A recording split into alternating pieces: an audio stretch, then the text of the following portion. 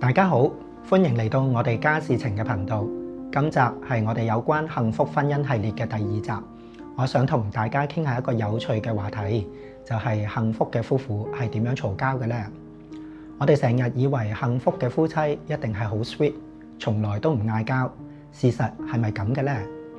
婚姻治療大師 Julie 同 John Gottman 經過多年嘅研究同觀察超過3000對夫婦嘅真相係，幸福嘅夫妻唔係唔嘈交，而係佢哋識得點樣去嘈。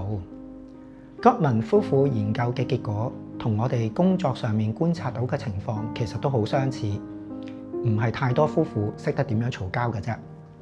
我哋見到有少部分嘅幸運嘅人啦，佢哋喺結婚之前已經學識咗點樣去愛身邊嘅人同處理衝突，但係有較多嘅夫婦咧，其實喺結婚之後咧，先開始邊撞板邊學習，一齊學到老愛到老。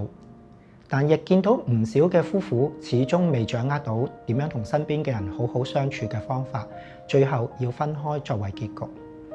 做咗婚姻工作咁多年，最心痛嘅就係睇到一啲本嚟可以挽救嘅婚姻，因為唔識得處理爭拗而走向破裂，其實覺得非常可惜。其實夫妻之間嘈交並唔係一定代表住關係嘅破裂。Gottman講到幸福同唔幸福嘅夫妻其實都會嘈交嘅，關鍵嘅分別就係幸福嘅夫妻嘈交係為咗了解對方，所以嘈交亦都係一個成長嘅機會。而唔幸福嘅夫妻嘈交就係為咗要分誰對誰錯，嘈交就變成咗破壞關係嘅殺手。等我舉一個例子嚟睇下，探討下有幾位丈夫返到嚟屋企，見到個廚房亂七八糟而嘈交嘅情況。第一位丈夫就用直接指責嘅方式：你成日喺屋企做咩㗎？個廚房咁亂都唔搞搞佢，正懶鬼。第二位就用抱怨嘅方式嚟指責：我放工返到嚟已經好攰㗎啦，你可唔可以做返自己嘅本分，唔使我幫你執手尾啊？唔該。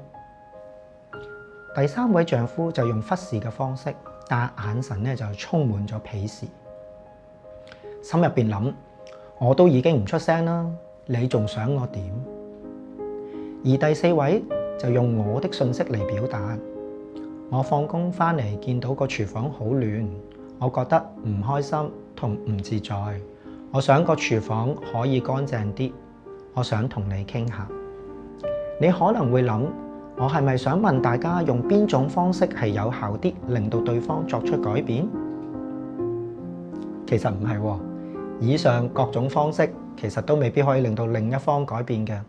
但第四種方式有一個關鍵嘅唔同，就係對關係嘅傷害係最低，同埋保留咗溝通嘅空間，亦都較為容易咧就明白對方當時嘅難處。例如對方今日會唔會有啲事發生咗，身體會唔會有唔舒服，工作太忙，或者家人有事等等。咁大家可能會講，即係傾咗都可能冇出路㗎喎。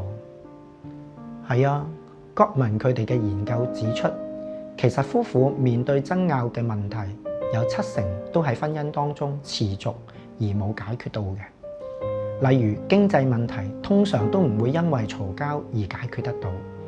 雖然問題冇解決到，但係處理嘅方式令到佢哋可以增加互相認識，增加包容同接納，從而改善關係。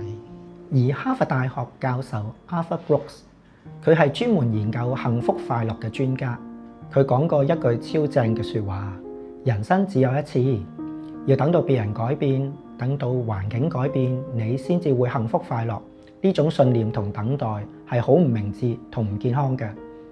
幸福唔係要等到咧對方變得完美先開始，而係每一次嗌交摩擦之中，自己選擇去學、去聽、去明白、去接納。你想象，如果你嘅另一半都用一生嘅時間去聽你、去明白你、去接納你，你會唔會覺得幸福呢？好，咁講到呢度，唔知大家會唔會都有一啲嘅領會？你又有冇一啲有效又和平嘅嘈交方式？請你不妨留言話俾我哋聽。今日就同大家傾到呢度。如果你都中意我哋呢段影片，請記得 like、share 同 subscribe 我哋嘅頻道。下集見，拜拜。